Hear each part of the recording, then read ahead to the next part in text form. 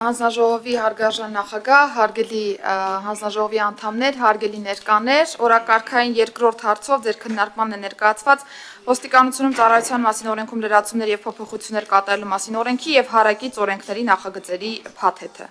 Ես պիտի նշեմ, որ գաղափարապես փաթեթը վերաբերում է ոստիկանության ոլորտի բարեփոխումների հերթական միջոցառման իրականացմանը։ Ունենք ոստիկանության ոլորտի բարեփոխումների ռազմավարություն, որը հաստատված է կառավարության որոշմամբ եւ դրանում նախատեսված է, որ մենք պիտի ներդնենք ոստիկանության ծառայողների կատարողականի գնահատման նոր համակարգ։ Ընդ որում կարևոր եմ համարում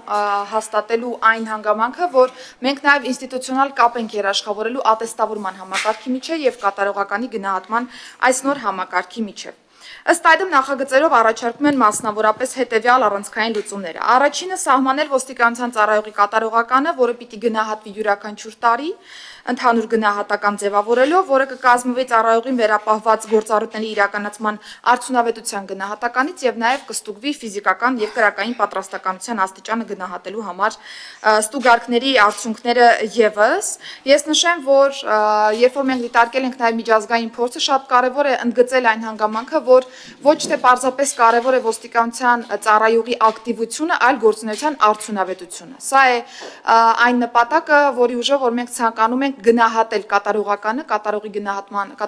գնահատման ցուցանիշներ ունենալ, որով որ կկարողանանք գնահատել ծառայողի եւ նաեւ ընդհանուր ինստիտուտի գործունեությունը եւ ըստ այդմ հասկանալ, թե լավարկման ինչպիսի պրոցեսներ կարող ենք ձեռնարկել։ Երկրորդ կտորը, որը ես արդեն շեշտադրեցի, դա կապն է, ինստիտուցիոնալ կապ երաշխավորել է կատարողականի գնահատման համակարգի եւ ատեստավորման համակարգի միջև։ Ինչու ենք ուզում կապ ձևավորել, որովհետեւ երբ որ մենք 3 տարին մեկ անգամ իրականացնում ենք ատեստավորման process-ը, ունենք այնպիսի ծառայողներ, որոնք որ սպասում են 3-րդ տարվա ավարտին, որպեսզի կարողանան պատրաստվել կարճ ժամանակահատված եւ մասը կազմեն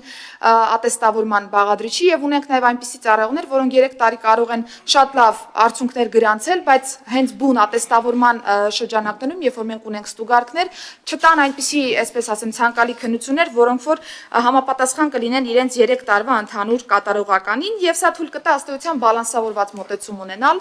ապահովելով կատարողականի գնահատման եւ ատեստավորման միջև կապը։ Ըստ էության մենք դիտարկելու ենք նախորդած 3 տարիների կատարողականի ընդհանուր գնահատականների միջին թվաբանականը եւ բնականաբար սրանք կգումարվի նաեւ համապատասխան չափաբաժնով ատեստավորման արդյունքները։ Ընդ որում կարեւոր եմ համարում ընդգծել, որ կատարողականի գնահատումը մեզ պիտի թույլ տա երկու կարեւոր որոշումների դաշտ բացել։ Առաջին, եթե արդյունքները դրական են, դրական ցուցանիշ ստացած անձինք ծառայողները պիտի վստահ լինեն, որ կարող են ենթարկվել խրախուսանքի եւ կարող են առաջխաղացման հնարավորության դեպքում հենց իրենք ունենան նախապատվության իրավունք առաջխաղացման։ Սա օրենսդրորեն հստակ ամրագրում ենք, որպեսզի ծառայողը վստահ լինի, որ պատշաճ գնահատված կատարողականի արդյունքներով կարող է հավակնել կամ խրախուսանքի կամ առաջխաղացման։ Եվ երկրորդը, եթե բացասական արդյունքներ ունենանք, պիտի նաեւ ծառայողը այս դեպքում եւս հավաստիանա, որ բացասական արդյունքների պայմաններում նա որևէ ձևով առաջխաղացման ենթարկվել չի կարող, այսինքն սահմանափակման որոշակի դրույթներ ունենք այս տեսանկյունից։ Նշեմ, որ նախատեսել ենք լիազորող նորմ, որպեսզի այս բոլոր ընթացակարգային հարցերը ներքին գործերի նախարարի հրամանով կարգավորենք եւ կարողանանք թե չափաբաժինները որոշարկել եւ թե նաեւ մնացյալ ցուցանիշներ այս տեսանկյունից եւս ընդգծել նախարարի հրամանի շրջանակներում։ Հաջորդ փոփոխությունը վերաբերում է կրթական process-ին, նկատի ունենալով այն հանգամանքը, որ այս պայծրությամբ օրենսդրորեն ոստիկանության կրտսեր եւ բարձրագույն խմբի պաշտոններ զբաղեցնող անձանց համար վերապատրաստման պարտադիր պահանջ չկա, մենք նախատեսում ենք վերապատրաստման պարտադիր պահանջ, ընդ որում ոստիկանության պետի համար նախատեսում ենք այսպիսի նաեւ հնարավորություն վերապատրաստման, հաշվի առնելով նաեւ այն մի շարք փոփոխությունները, որոնք ընթացած եւ նախորդ տարիներին տեղի են ունեցել ոստիկանության ոլորտում եւ ըստ այդմ վերապատրաստումների շրջանակում կարիք կա թարմացնելու այն գիտելիքների պաշարը, որը որ պիտի համապատասխանի այս կարգավիճակին։ Մյուսը, ինչ վերաբերում է ատեստավորմանը, մենք ուզում ենք սինխրոնիզացնել ոստիկանության եւ փրկարար ծառայության ատեստավորման process-ները։ Այս հանձնաժողովով մենք ընդունել ենք մի կարևորագույն փաթեթ, որը որ 2 ամիս անց է հնարավորություն տրվում ոստիկանության ծառայողին ատեստավորվել, երբ որ նոր է մուտք գործում աշխատանքի, բայց փրկարար ծառայության դեպքում այն 6 ամիս անց է եւ ըստ այդմ առաջարկում ենք 2 ամսվա կանոնը տարածել նաեւ փրկարար ծառայողների վրա։ Հաջորդ փոփոխությունը վերաբերում է հետևյալին։ Մենք նախատեսել ենք, որ 3 տարվա կտրվածքով պիտի ատեստավորում անցնեն ծառայողները չատեստավորվելու պայմաններում ենթակային ծառայությունից ազատ արձակման, բայց հաշվի առնելով այն հանգամանքը, որ այս ամբողջ ժամանակահատվածում բավական մեծ կառուցվածքային փոփոխություններ են ունեցել, վերապատրաստումների մեծ ցիկլ են ունեցել, հատկապես ոստիկանության գվարդիայի ձևավորմամբ, մի շարք ծառայողներ օբյեկտիվորեն չեն հասցրել այս ժամանակահատվածում ատեստավորվելու եւ նախատեսում ենք, որ նախարարի հրամանով նաեւ ատեստավորման անցկացման ժամանակացույց կունենանք, որը որ փուլային սկզբունքով կկարողանանք այս հարցը եւս կարգավորել։ Սրանցից բխող հիմնական փոփոխությունները եւս նախատեսված են որպես, այսպես ասեմ, օժանդակող մեխանիզմներ։ Նշեմ, որ փաթեթում դուք կտեսնեք նաեւ նախկինում ընդունված օրենսդրական նախաձեռնություններում որոշակի չեղարկումներ, սա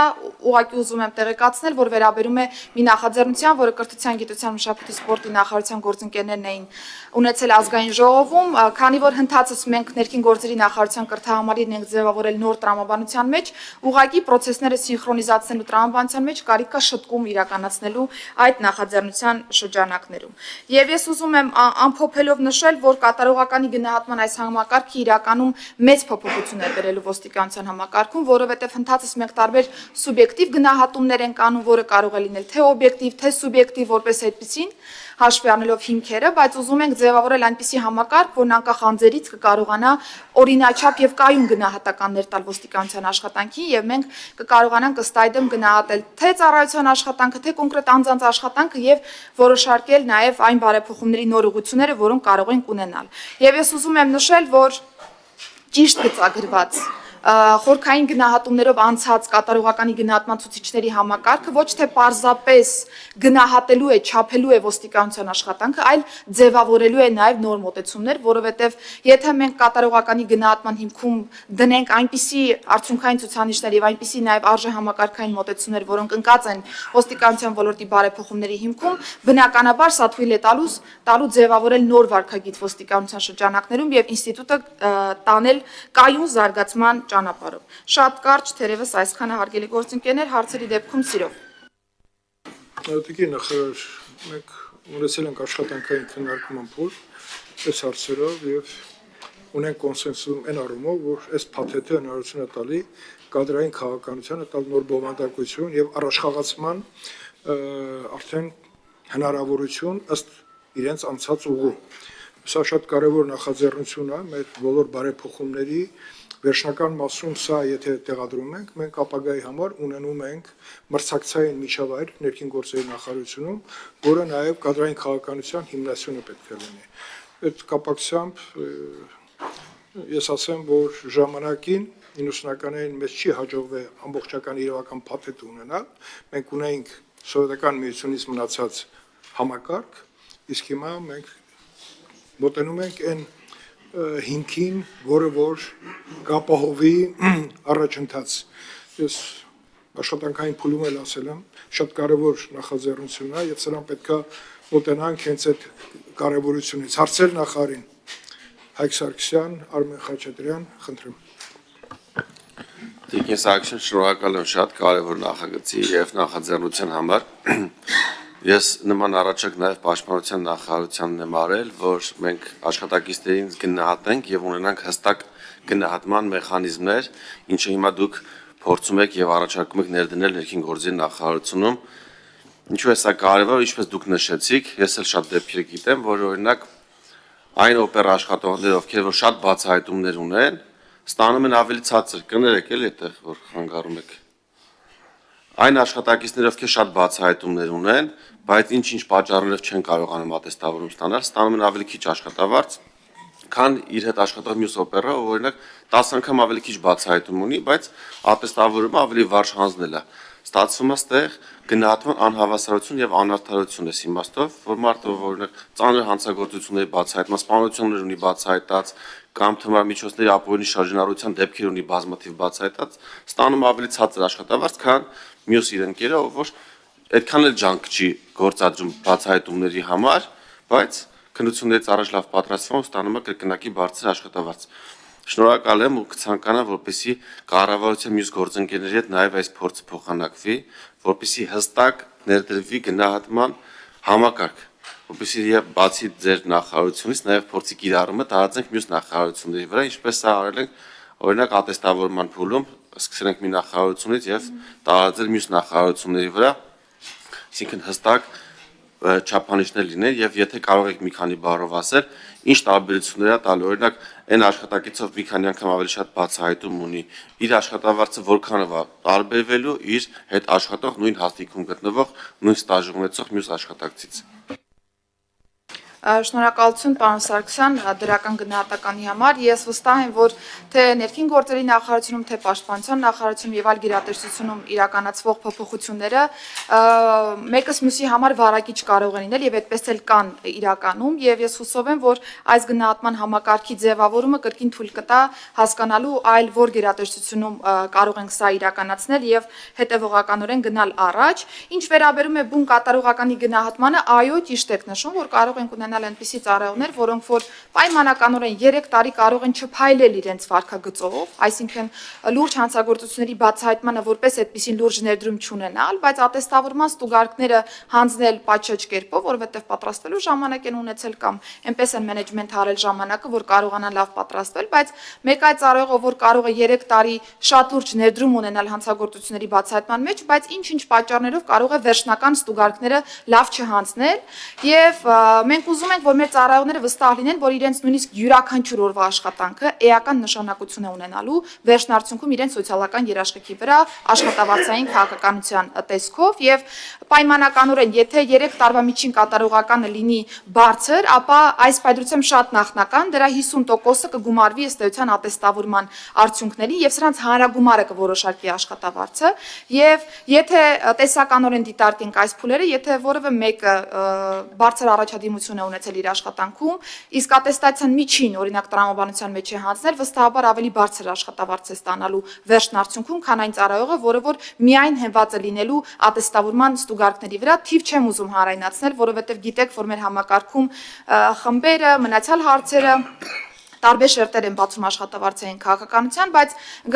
գաղափարապես ուզում եմ հստակեցնել, որ այո, եթե անձը ունի լավ առաջադիմություն 3 տարվա ընդհանուր կատարողականի հանրագումարով, ապա ամենայն հավանականությամբ նրա աշխատավարձային քաղաքականությունը ավելի բարձր կլինի այն աշխատակցից, ում մոտ միայն բարձր է հենց ատեստավորման ստուգարկների արդյունքում հանձնված միավորները, եւ ես առիթ օգտագործելով ուզում եմ նշել, որ մենք արդեն իսկ մինչեւ օրենսդրական նախաձեռնությունը բերելը պիլոտավորել ենք հատկապես բարեկային ծառայության կարգախմբերի օրինակով կատարողականի գնահատման մեր ցուցիչները, պայմանականորեն դիտարկել ենք ֆիզիկական եւ կրակային պատրաստականության հետ կապված հարցերը, ուժի գործադրման հիմքով կարգապահական տուժի օրինակ արկայությունը կամ բացակայությունը,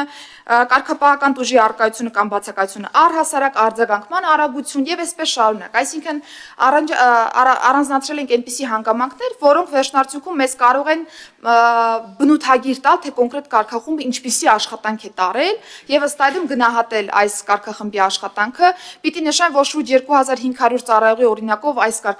կատարողականի համակարգը փորձարկել ենք եւ ուրախությամբ եմ ուզում արձանագրել, որ համադրել ենք օրինակ այն կարգախմբերի արդյունքները, որոնք որ արդեն անցել են ատեստացիան եւ տեսել ենք, որ օրինաչափություն կա։ Այսինքն այս համակարգով ովքեր որ բարձր գնահատական են ստացել, նույնը եղել է նաեւ ատեստավորման արդյունքներով կամ օրինակ դիտարկել ենք իրենց ղեկավարների տված բնութագրերը, որոնք եւս շատ սինխրոն են եղել։ Առաջիկայում կավարտենք նաեւ մյուս հենասյունային ուղղությունների մասով կատարողականի ցուցիչների եւ ես վստահ եմ, նորից եմ ուզում շեշտել, որ սա համակարգին նոր շնչով աշխատելու հնարավորություն է տալու, որովհետեւ նախ առաջին հերթին մենք ինքներս հասկանալու ենք այս պետրությամբ ինչ իրավիճակ ունենք, այսքան նաեւ բարեփոխումների որոշումների կայացման տրամաբանության մեջ եւ գնալու ենք հետեւողականորեն մեր կատարելագործման ճանապարհով։ Շնորհակալություն Արմեն Խաչատրյան։ Արձագանքի պարոն Քոչյան։ Շնորհակալ եմ Տիկին Սարգսյան։ Լուսա։ Դուք դիտարկվում եք։ Տիկին Սարգսյան, շնորհակալ եմ շատ։ Նաև առիթից օգտվելով կցանկանամ մեր մյուս հարցին անդրադառնալ, որը վերջերս քննարկել ենք կառավարության հետ հարց ու պատասխանի ժամանակ կապված հաշվառման քննական բաժինների հերթերի հետ։ Այդ ելույթից հետո ինձ մի շարք քաղաքացիներ են գրել եւ ասել են, որ ցանկանում են իրենք արտահերթ քննության համար վճարել եւ սեղմ ժամկետում հանձնել արտահերթ քննություն, բայց չեն կարողանում գրանցվել, որովհետեւ կայքում խնդիրներ կան։ Ու ես էլ եմ փորձել մի քանի ՀԿԲ-ներում, Երևանում եւ այլ տեղերում խնդիրներ է առաջանում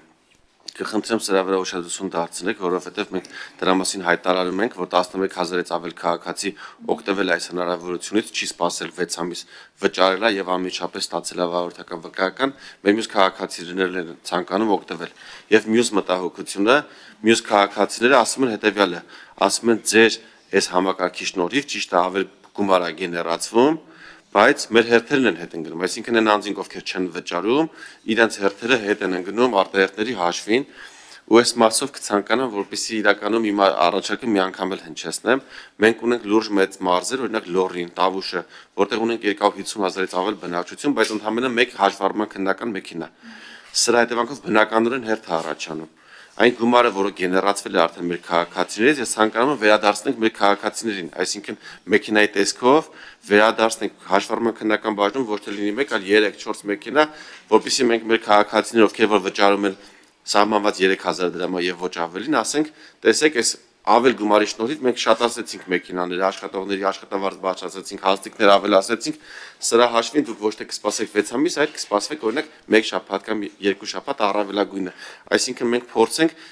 մաքսիմալ լավ ծառայություն մատուցենք մեր քաղաքացիներին։ Ինչու՞մն է ներքին գործերի նախարարության առանձնահատկությունը մյուս կառույցներից տարբերվում, որովհետև առաջնային օղակն է, երբ պետությունը, իշխանությունը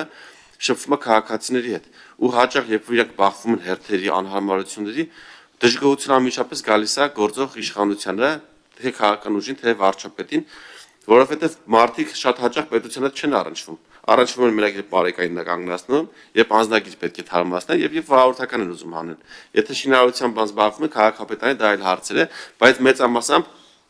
պետության իշխանության հետ այլ ոլորտներում չեն առնչվում։ Ու մենք ստեղ պետքա լավագույնս հանդես գանք, շփիտով, որակով սպասարկենք, ոնց որ օրինակ բանկերում, մասնավոր ընկերություններում ինչպես է քաղաքացին ներս է մտնում, բարև ձեզ համեցեք, սուրճ կցանկանաք, ձեր հերթեսա կմոտիկանա, այսինքն այդ բարի համբույր սպասարկում, եթե մասնավոր կառույցներում ստանում են մեր քաղաքացիները, նույնը ստանան նաև պետական ապարատի հետ ու պետության հետ առնչվել է, շնորհակալ եմ։ Տիկին նախարար, բնականաբար այսօրվա քննարկվող հարցի շրջանակում չի պարոն Սարգսյանը իր նախկինում հնչեցրած բարեհամբույր ուրեմն մոտեցումները կարծում եմ մենք շարունակաբար կներդնենք, ենթադրում եմ, հա։ Արմեն Խաչատրյան, խնդրում։ Շնորհակալություն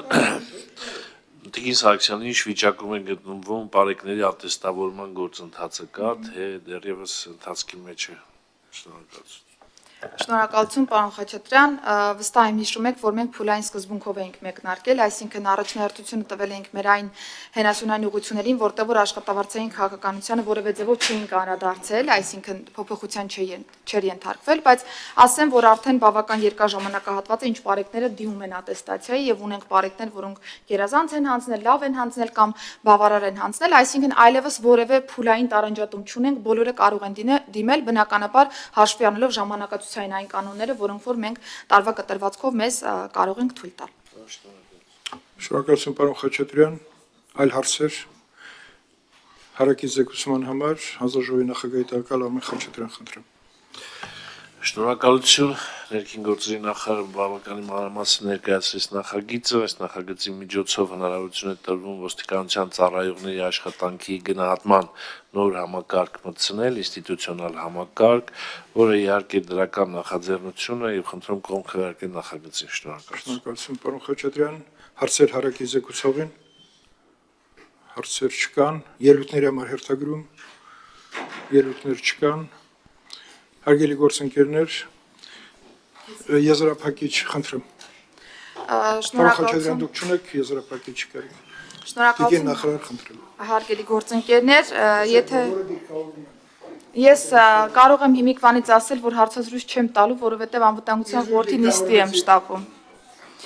Երկու ընդհանրապես բան է ուզում առաջարկել պարոն Քոչարյան եւ խնդրում եմ դրա հաշվառման քվեարկել։ Առաջինը կատարողականի գնահատման եւ դրա հետ շահկապված կարգավորումներն առաջարկում եմ ուժի մեջ դնել 27 թվականի հունվարի 1-ից, որպեսզի հասցնենք մանրամասը նաեւ հանձնաժողովի հետ քննարկել կատարողականի գնահատման ցուցանիշները